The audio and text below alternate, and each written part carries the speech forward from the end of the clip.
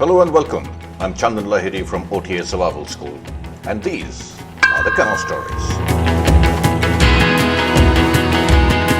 In this series, I visit different rivers and lakes tucked away in this incredible country called India and paddle my Sea Eagle canoe while visiting the area where the water body is located, visiting the places to see and learning about things to do.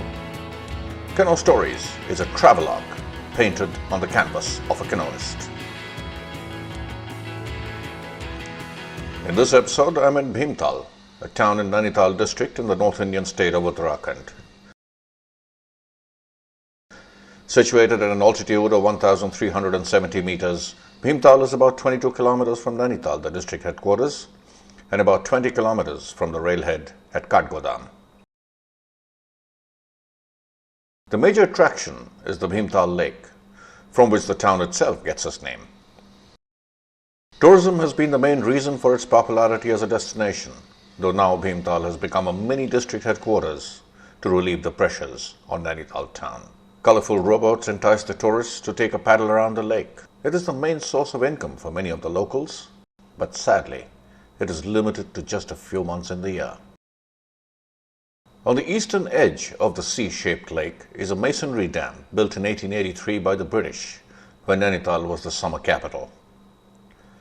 As one walks on the path built on the dam, one can see some people jumping off the sides and splashing into the water below. Of course, there are more spectators than jumpers. Bhimtal is named after Bhima, the third Pandava brother from the great Indian epic, the Mahabharata. The Bhimeshwar Mahadev temple is an old temple on the banks of the Bhimtal lake, dedicated to Lord Shiva, and is believed to have been built when Bhima visited the place during the banishment period of the Pandavas. The present temple was built in the 17th century by Baz Bahadur, a king of the Chand dynasty and the Raja of Kumaon. Bhimtal is older than Nainital, which is just about 150 years old. Bhimtal has been a stoppage for the travelers of the region for a long time. The old pedestrian road is still in use and connects nearby Kathgodam to all of Kumaon and even to Nepal and Tibet. Bhimtal Lake has an island located within it, less than 100 meters away from the roadhead. Tourists can hire a boat to get to the island. The boat ride is ticketed and there is an entry fee for the aquarium itself. The island used to have a restaurant that was closed down due to pollution issues, and the aquarium replaced it. The aquarium is home to fish from countries from around the world, like China, South Africa, and Mexico. I do not know anything about exotic fish, but there are quite a few in the aquarium. Upkeep of the island itself and the aquarium in particular can be a lot better, and a little more description of the fish, their habitat, etc. can make this visit a lot more meaningful. Certainly worth a visit though. The lake is what Bhimtal is all about, and everything seems to revolve around it, including residences. Almost the entire town is located around the lake, and while great for residents, it is adding to the deteriorating quality of the water due to sewage disposal. Increased construction has also resulted in debris finding its way into the lake. Dissolved oxygen level is in the harmful category, and the authorities are trying to treat the water and prevent further pollution. Moreover, Bhimtal is located in the seismic zone 4, and an earthquake will wreak havoc because of the indiscriminate construction, not only on the hillside surrounding the lake, but also along the banks itself. Being essentially at the junction of the tourist route, Bhimtal has a host of places to stay, but the country in experience is truly out of this world. A wonderfully landscaped property, Country Inn is a destination by itself.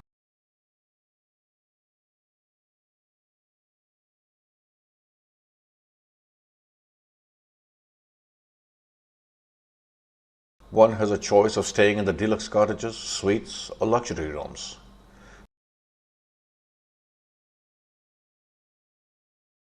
The restaurants offer delectable cuisine, and the 2 conference rooms cater to capacities of up to 200 people. But the truly distinguishing fact about Country Inn Bhimtal is Basera. The 2 ficus benjamina trees right at the center of the lobby adjoining the swimming pool, is host to literally hundreds of sparrows who nest here for the night, every night. Come dusk, the spectacle starts. First, a couple of sparrows come over to recce the place. They are followed by half a dozen more, and soon by the rest of their friends. Over the next half an hour or so, the entire place is abuzz with the calls of the sparrows as they settle in for the night.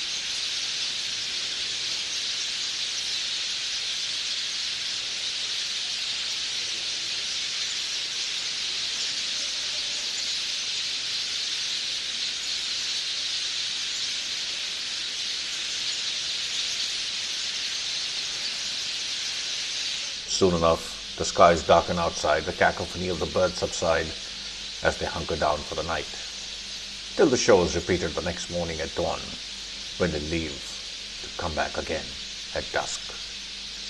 This is a truly spectacular sight, and certainly worth a visit.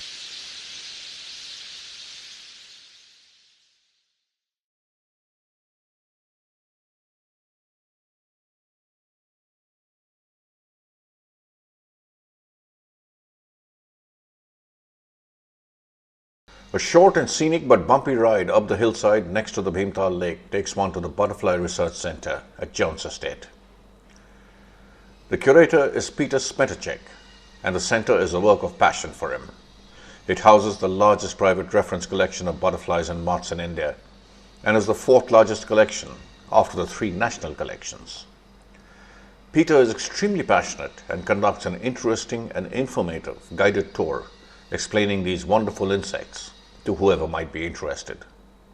A trip to Bhimtal is incomplete without a visit to the center, taking a look at the exquisite insects with a gaping mouth and an awestruck gaze, and getting a little more knowledgeable about moths and butterflies.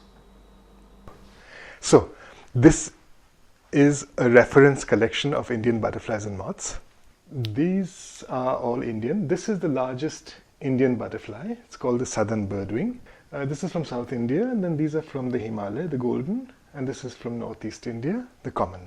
Here you see a bunch of butterfly species that look very similar. The reason they look similar is that they're poisonous. Then we have distasteful butterflies, male, female, male, female. These are extremely poisonous butterflies. The previous ones contain aristolochic acid, which doesn't kill you. These contain heart poisons, and that can kill you. These are perfectly edible and belong to a completely different family. They have diverged more than 200 million years ago. This is reputedly the most beautiful Indian butterfly, the common peacock. This shows geographical variation. This whole line is one species. These two are from the Nilgiri hills in Tamil Nadu. These three are from Northeast India, and these two are from the Western Himalaya. These over here are dragonfly mimics. You see the wings are transparent. These brightly colored ones are poisonous. These chaps are not, although they're brightly colored. They follow a different strategy.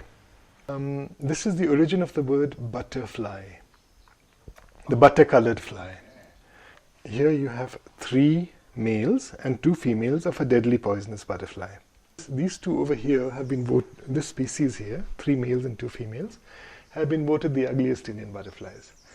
This is the smallest Indian butterfly, these 2 species. They go down to 11 millimeters. Rather dull little fellows. But if you move the camera back, then they're dull so long as they're in diffuse light. The moment focused light touches them, the prisms on their wing come into play and they become blue. This is one of the examples of perfect camouflage. This is what it looks like when it sits with the wings closed, with the wings folded. And what these chaps have done is that when they're sitting, they're a dry leaf, like in the photograph. And when they open their wings to fly, then the birds see something else altogether. Butterflies are not good pollinators. There's no plant in the world which will die out if all butterflies die out. This is a butterfly of the dense forest, the dense forests of Southeast Asia. This is the largest insect in the world. It's called the atlas moth. What they have done is that they have made windows in the wing. So when it's sitting on a tree among the leaves, you're actually looking through this guy. So the silhouette, which is used to recognize things, has been broken up. But a different silhouette has been created of a snake. If you're spotted by an owl who actually eats snakes, then what will happen is that the head of the snake will be attacked. So you've diverted attack. Right? So if it's a small fellow, you chase him off, and if it's a big guy, you divert it. These are giant silk moths. This is the oak tusser silk moth. This is the tusser, again the oak tusser. This is the Chinese subspecies, and that's the domesticated cocoon. This is the wild cocoon. And that is the moga silk moth. That's the fabric. Moga silk is the most expensive silk in the world. It's made only in Assam. And until 50 years ago, it was exclusively worn by the Assam royal family. And then you have airy silk.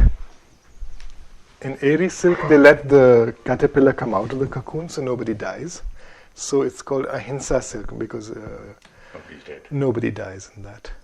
These are exotics from all over the world, which have been contributed by various people. This is a South American butterfly, which is quite pretty. It has a shining blue. If you turn it around, it looks like that. Oh. That's the head. If you flip the head downwards, It's an owl. exactly, it becomes an owl. These are called Ulysses swallowtails. They're from Papua New Guinea. And the interesting thing with them is that They're going to change color. yeah, the color changes. These are Japanese butterflies. That's the Japanese national butterfly, a male and a female.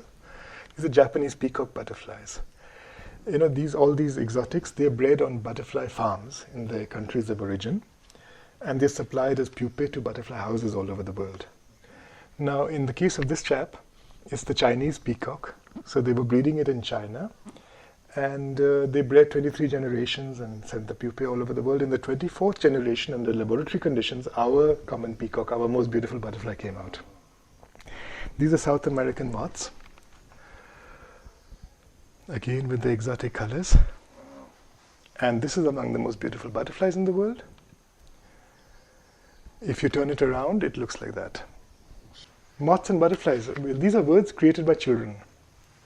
So as long as they're in villages, it's very nice because, you know, butterflies are those bright day-flying insects.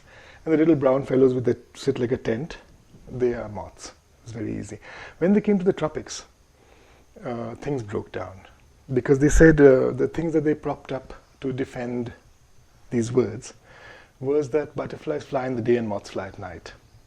So there are about 20,000 butterfly species, 19,400.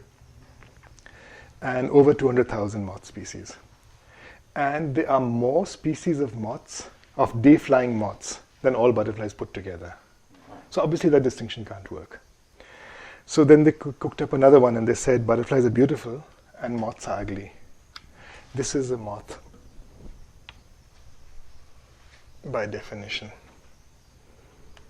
from Madagascar.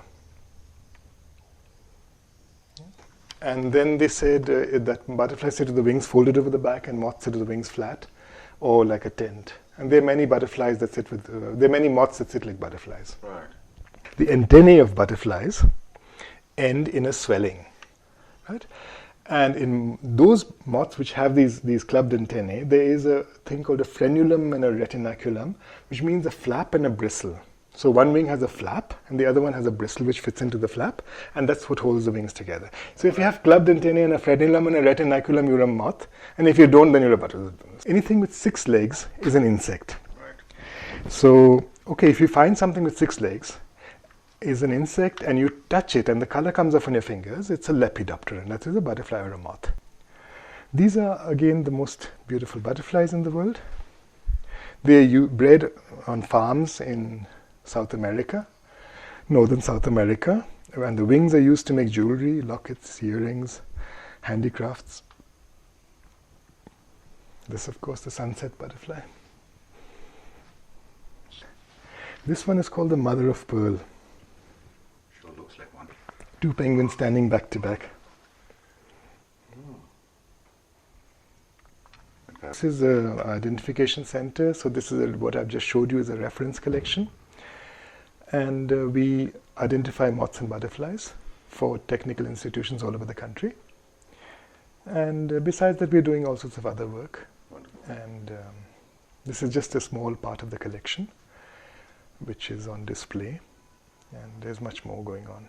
Wonderful.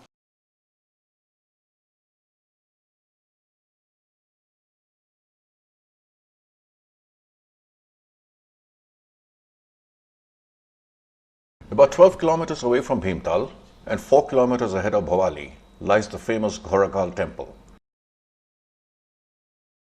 dedicated to Golu Devta, believed to be an incarnation of Lord Shiva. Even though Ghora translates to horse and Kal to skin, Ghorakal means pond to water the horses, since horses used to stop here to drink when this was on the trading route. It is a picturesque site overlooking Bhimtal town across the valley, located at a height of more than 2,000 meters. It was established in 1966 at the Ghorakal estate of the Nawab of Rampur. Others opine that the temple was constructed in the 12th century. Golu Devta is also known as the god of justice, and devotees believe that he gives justice quickly. Praying with enthusiasm, many visit the temple to make wishes, and after the fulfillment of their wishes, offer bells and sacrifice animals. There are countless bells in different sizes and shapes hanging in the temple premises.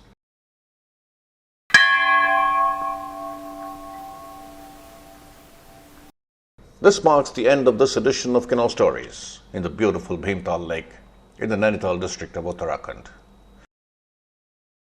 I hope you join me on another lake, another river, another journey for another edition of the Canoe Stories. Let us together explore the many rivers and lakes in this gorgeous country. May you have the wind on your face and the sun on your back. Carry on chasing the ripples. So long and goodbye. Namaste from OTA Survival School.